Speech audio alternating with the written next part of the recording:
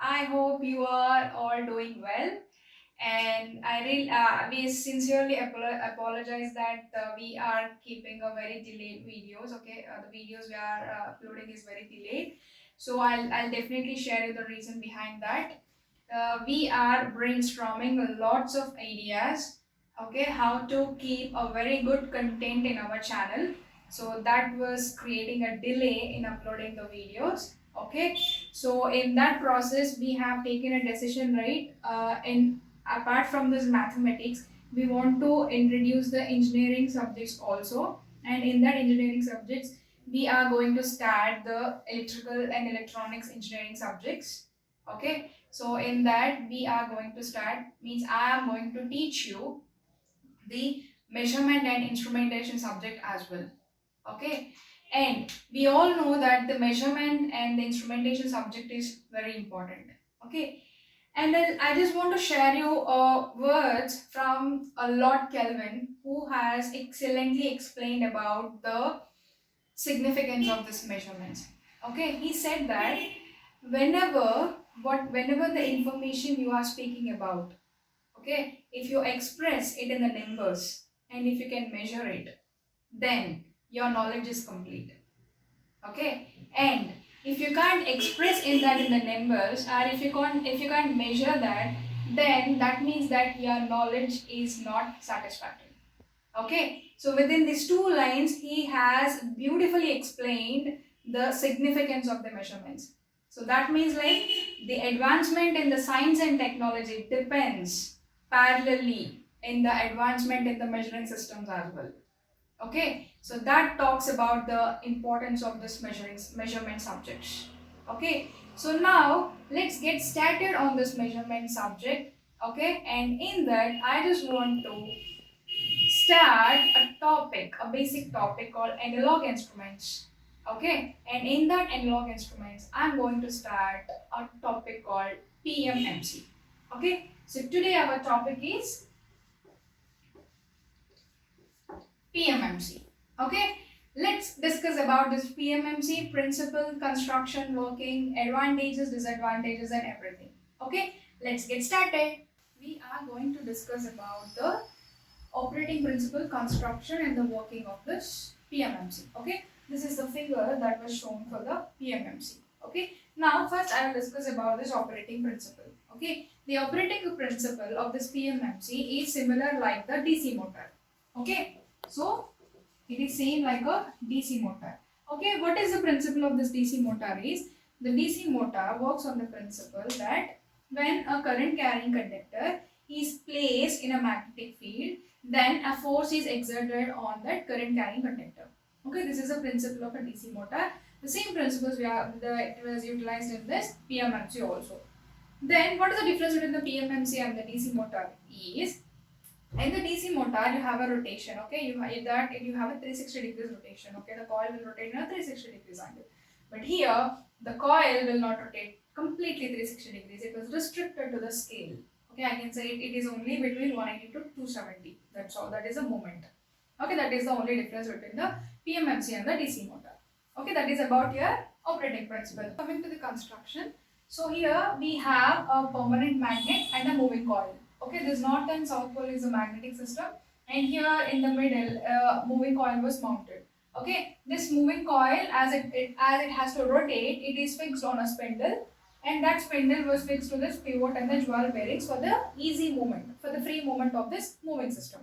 Okay, now here you have given it two hair springs, we call it as. These springs will serve you the purpose of in and out of the current. Okay, so that will help you for that, and also it will give you a controlling torque also. I'll definitely explain what is this controlling torque in the working when we talk about the working. Okay, and you have a pointer. Okay, you have a pointer that was also placed on the spindle, and this pointer will deflects as per the rotation, as per the moment of your moving coil. Okay, and you have a balanced weight for the balancing of this pointer in the right position.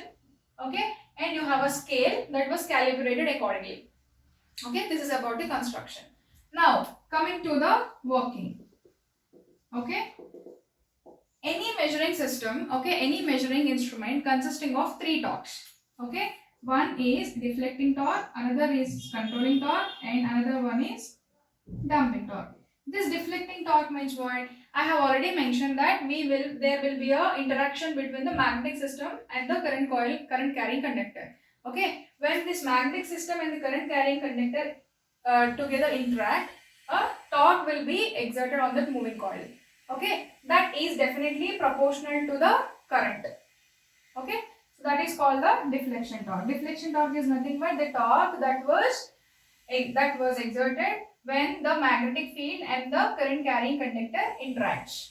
Okay, that is your deflecting torque. What will happen when you get the deflecting torque? When you get a deflecting torque, this moving system will start moving, and as per the movement, this pointer will also deflect. Okay, so now come into the picture the controlling torque. Once the deflecting torque was given, then immediately you will get a controlling torque. Who will give the controlling torque? I already mentioned you that the springs will serve you the controlling torque. Now question is, why is the need of controlling torque? Okay, I already told you that the deflection is proportional to the current. Okay, so if there is no controlling torque, irrespective of the current value, this pointer will always show you a maximum value. Okay, it will not show you a correct value. So whenever you get a controlling torque, the pointer will choose a value, okay, will choose a position where the deflecting torque and the controlling torque is equal. Okay, in that way you can get the correct value. Okay, that is the use of this controlling torque. Okay, controlling torque is provided by the springs over here. You have the springs, right? Upper and the lower spring. This will give you a controlling torque. And what will happen? Okay, you got a position, correct position of the pointer. Now what will happen, because of this friction and the oscillations that was always there in the moving system, this pointer will not come into a stable position. It will oscillate. It will oscillate on a stable position, and then after some time the oscillations will die and you will get a stable position. Okay, in why to waste our time on these oscillations? Okay, we will remove this damping. Okay, we'll remove this damping and directly we'll get the steady state value. Okay, in order to remove the damping, we need this damping torque. Who will give this damping torque? Means the eddy currents that was created in this iron core because of this interaction between this magnetic field and the current carrying conductor, and eddy currents will be produced in this iron core. Okay, this eddy currents will act like a damping torque. Okay, these are the three important torques that is necessary. I hope you people have understood what is the working of this. So first is what? You will get a deflecting torque, and then immediately you will get a controlling torque to give a right value of this, in a right measured value from this instrument, and then in order to get the steady state thing, you will need this damping torque. Now we are going to discuss about the torque equation, okay, of this PMMC. Okay, we have already mentioned that whenever the current was given to this instrument, okay, then the pointer, okay, that will be deflected. Okay, this theta is nothing but the angle of deflection. Okay, so as per the Fleming's left hand rule, a force exerted on a moving coil when it is placed in the magnetic field is given by F. Force F is equals to BIL sin theta. Okay, there B is called the flux density. B is called flux density. I is called current flowing through conductor. Okay, L is nothing but the length of coil. Okay, now the force will be maximum when theta is equals to 90 degrees. When theta is equals to 90 degrees, it means like sin 90 is equals to 1. So therefore the maximum force that will apply here is M is equals to BI and L. Okay, now this is only for the single turn, but we don't have any single turn over there. Okay, for the understanding I have just wrote in a single turn, but it will have some n number of turns. Okay, if they have n number of turns, then it becomes NBIL. The force becomes NBIL. Now what is the deflecting torque? We have discussed all about the deflecting torque, right? The deflecting torque is nothing but force into distance. Okay, but here this distance we will consider as a width of coil. Width of coil, that was taken as B, small b. Okay. Now what is F here? B I L into B. Okay. NBI, sorry. NBI into B. So now, and this L and B is nothing but area. Length into breadth is the area. So now TD was given by NBI into A. Now I said like you will get exact deflection, okay, correct value, correct deflection when this deflecting torque is equals to, controlling torque. Okay, so I am writing here that one. Now TD will be always equals to TC. Now what is TD here?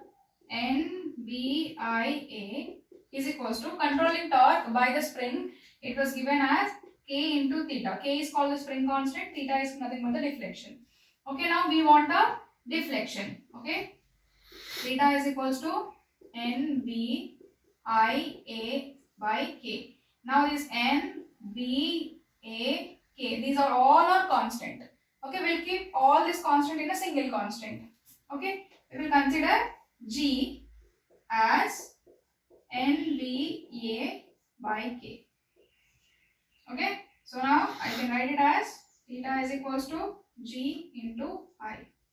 Okay, so now G is again a constant. This implies like theta is proportional to I. Means this deflection is always proportional to the current flowing into the instrument. Current flowing into the PMMC. So as it is directly proportional, our scale is also uniform. So this scale was calibrated as a current value. Now let us discuss about the advantages and disadvantages and also the applications of this PMMC. The first advantage is the scale is uniform. Okay, and it is very reliable. Okay, and power consumption is also less. Power consumption is less. So these are some advantages of this PMMC. Okay, and the disadvantage, the main disadvantage is like it was used only on DC.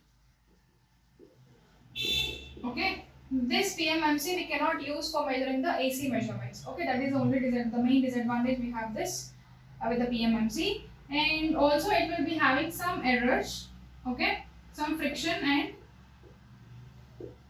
and temperature errors. Okay, so this friction and temperature errors to some extent we cannot even eradicate completely. Okay, so these two errors can have in this PMMC. Okay, this is the advantages I can talk about. And in application, this PMMC is used for the measurement of both current and voltage.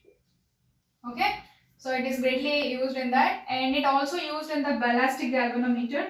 Okay, it was also used in ballistic galvanometer for measuring the flux linkages.